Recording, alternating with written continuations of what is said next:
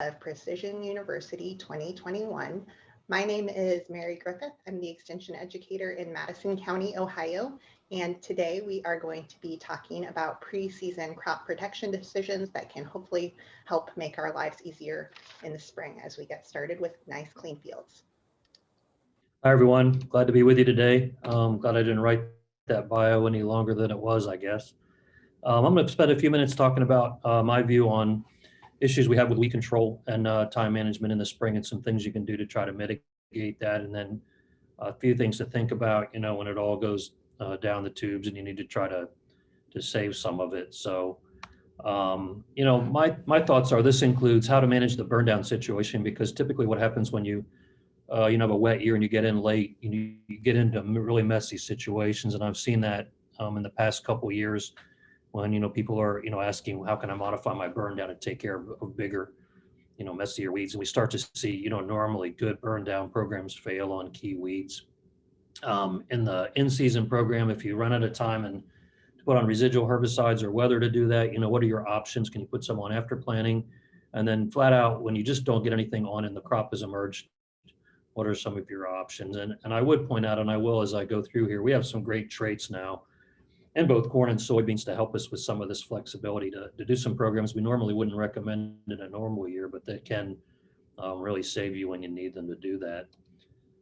I really can't put enough emphasis on fall herbicide treatments here. It's a very low cost method to give you a clean seed bed pretty far into the spring. And then even when you start to see some weeds come through, they're going to stay small for a while. You'll see some giant ragweed start to come through, and eventually in mid-May, some of the summer annuals. I mean, if you look at these two photos, and you normally want to get in, early May if you're trying to do that and you get delayed, you can see that one on the right's just going to get more and more problematic.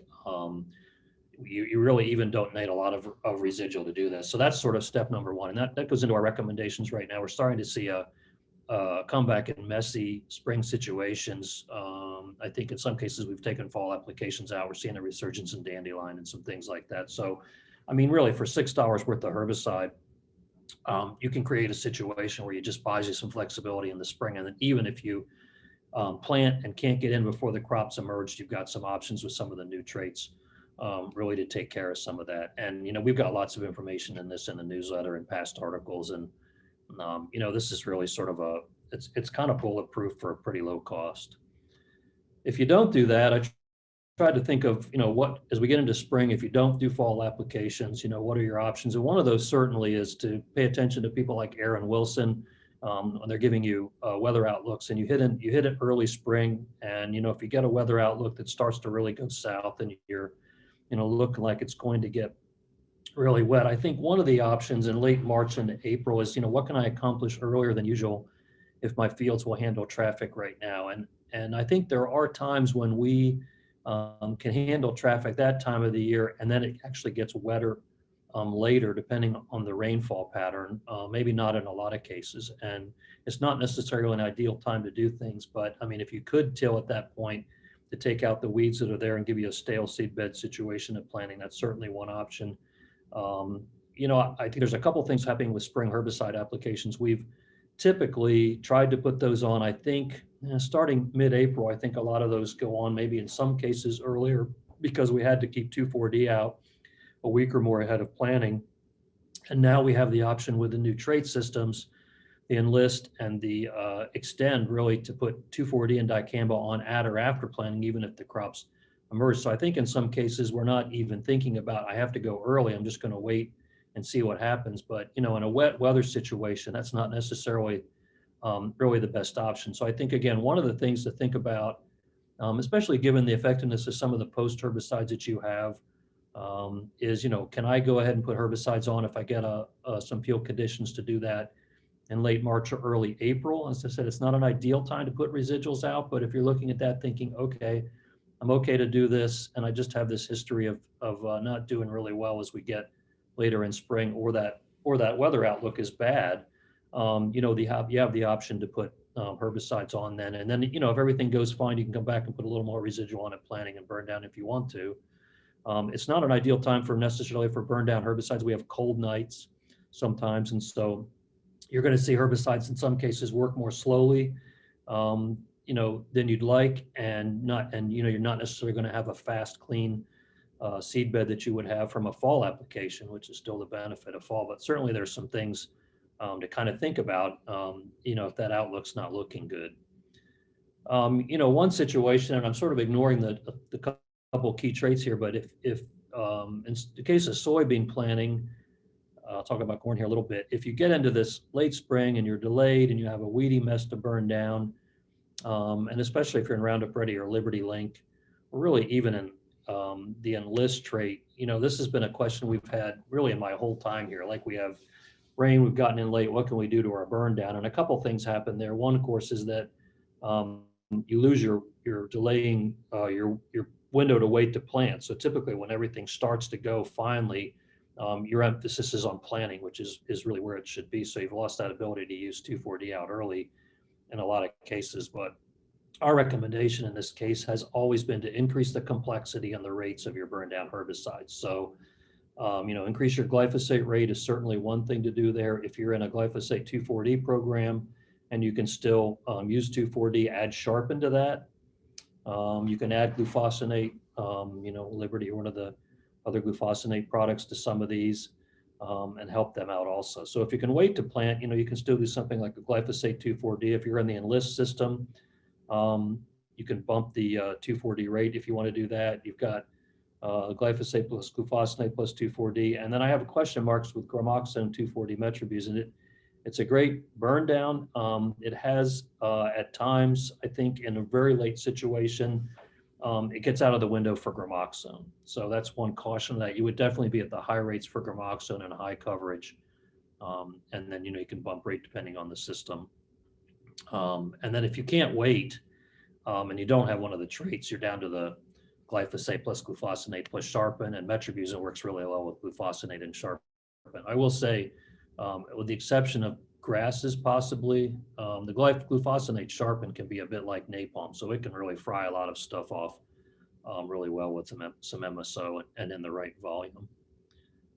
If you look at the traits from two perspectives, one would be, okay, I need a better burn down in that situation, or the crop's up, and I need to be able to come back in with something that can work. You really start to see the advantage of the Extend and the Enlist system in this situation, because when you look at our resistant weeds situation, Waterhemp, giant ragweed, mare's tail, you've got Roundup Ready or non-GMO. And the Roundup Ready, you're only going to be able to use glyphosate, and non-GMO, you're really not going to be able to save yourself in that situation. If you go to Liberty, then that gives you the option to, of course, use glufosinate early post, and you can mix it with glyphosate.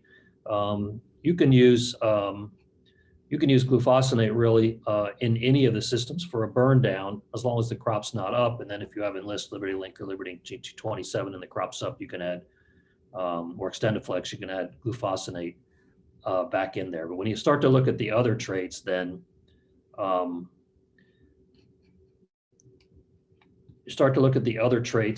really start to see the advantage here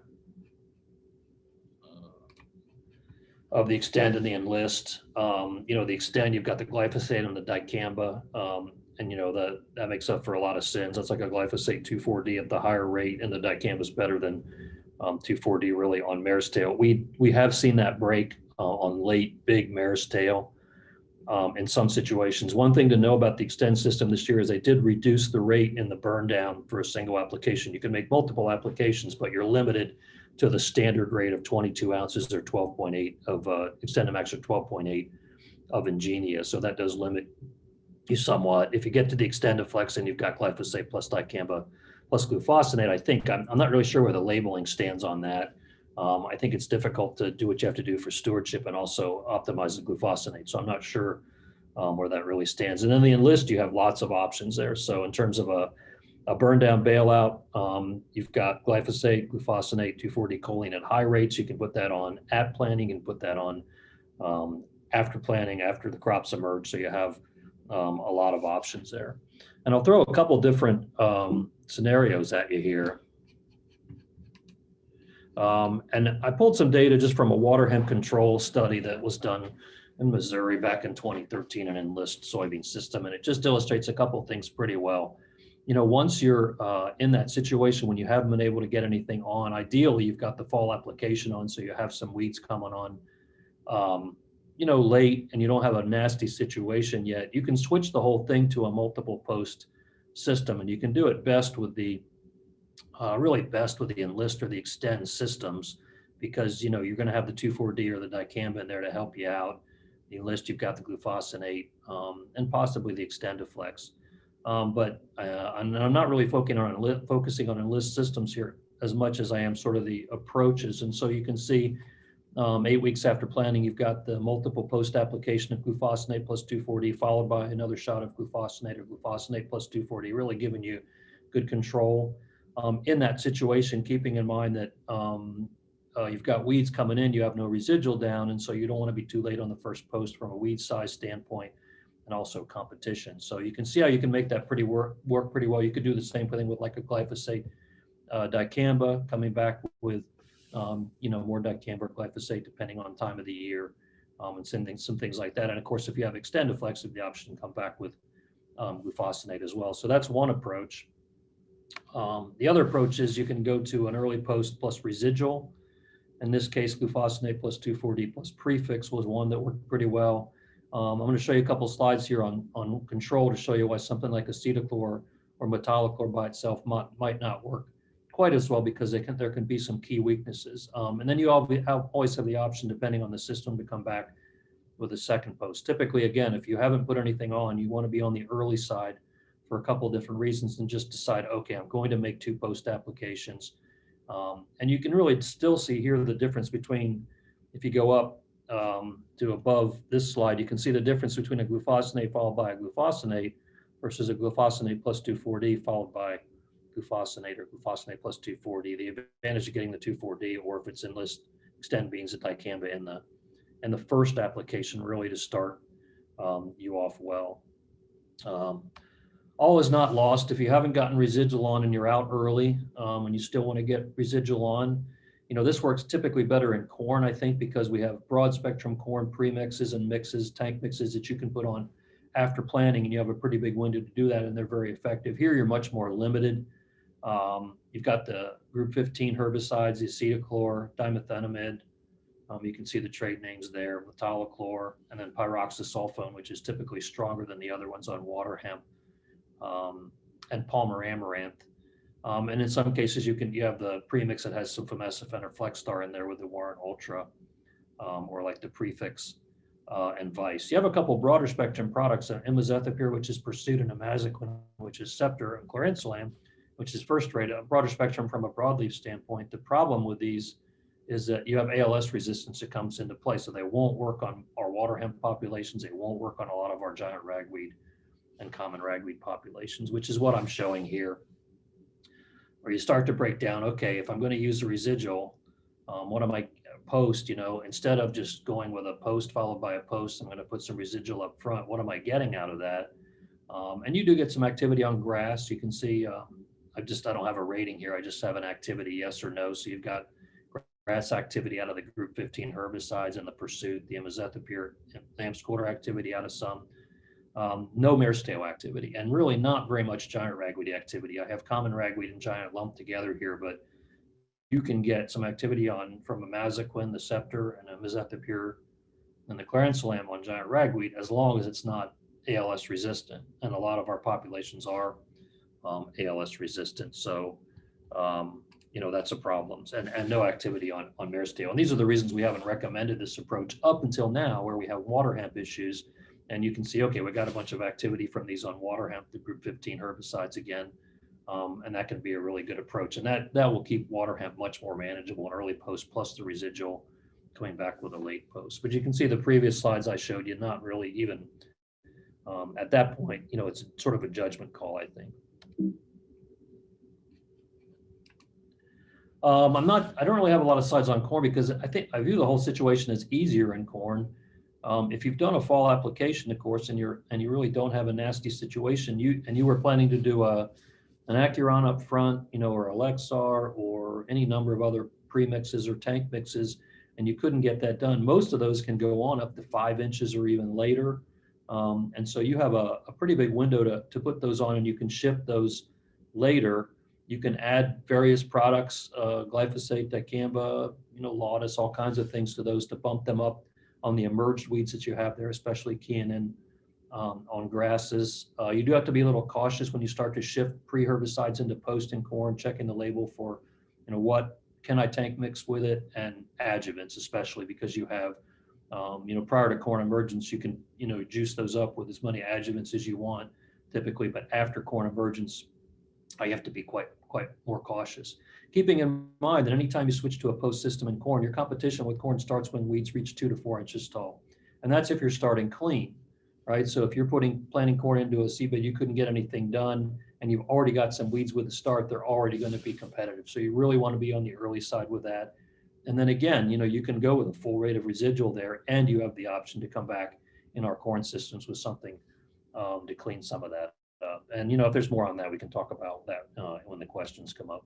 Just a reminder, for me, you can get the weed control guide still. It's out now. You can order it on the Extension e-store. You can get a PDF for cheaper than the hard copy, but if you get the hard copy, you can get the PDF with it for free. And that's my contact information and some of our resources. So that's what